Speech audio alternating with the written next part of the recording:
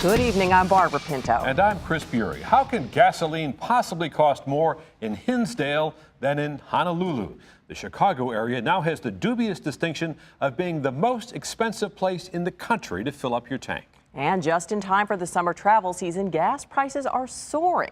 According to AAA, the average price of a gallon of regular gas in Chicago is now $4.47. That's 50 cents a gallon higher than Los Angeles, 75 cents more than New York City.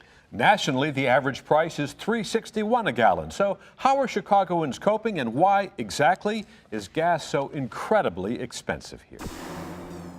I don't have a clue why gas prices are so high here. Chicagoan Marilyn Cooper is a busy working mother, constantly in and out of her car, running around town for her job, and driving her kids to school, piano lessons, and other activities. It's horrible, honestly. It's really hard, especially when you have children. It's hard to continue to fill up. So many Chicago area drivers, such as Marilyn, who depend on their cars to get around, are feeling the pinch at the pump. For me and the kids, we have to limit ourselves to what we can do because of how far we can travel, just because of the cost of gas. I actually didn't even know how much it was going to be until I saw it right there, and I was floored. $4.50, I think it's the highest I've ever seen it.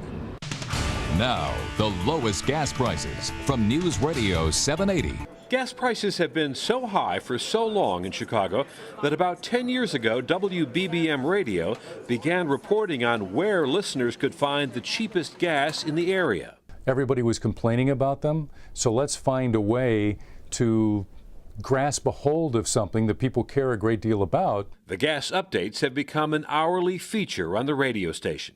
In Addison, the Speedway at Lake Street and Canara Avenue, selling gas for $4.09. So why are Chicago gas prices consistently higher than the rest of the nation? The AAA Chicago Motor Club says the complex answer begins with the simple law of supply and demand. The BP refinery in Whiting, Indiana is doing a rehab project almost so that it can use the cheap crude oil that's coming down from Canada. And that rehab project hasn't gone as planned.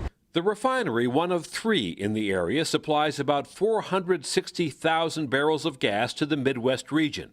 But now it is only running at half capacity because of construction delays. So it cannot meet all the demand, and Illinois must ship in more gas from the Gulf region, adding to the cost. On top of that, the federal government mandates a special blend for the summer to improve air quality when smog is at its worst.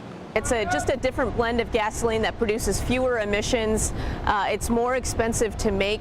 Making Chicago gas even more expensive are all those taxes, including state and local sales taxes that are among the highest in the nation. Add them up and they tack more than 80 cents to every gallon of gas in the city of Chicago.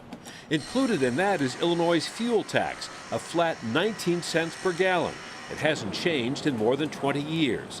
The head of the Illinois Chamber of Commerce wants to replace it with a percentage tax so that when gas prices go up, the state gets more money to build and repair roads and bridges.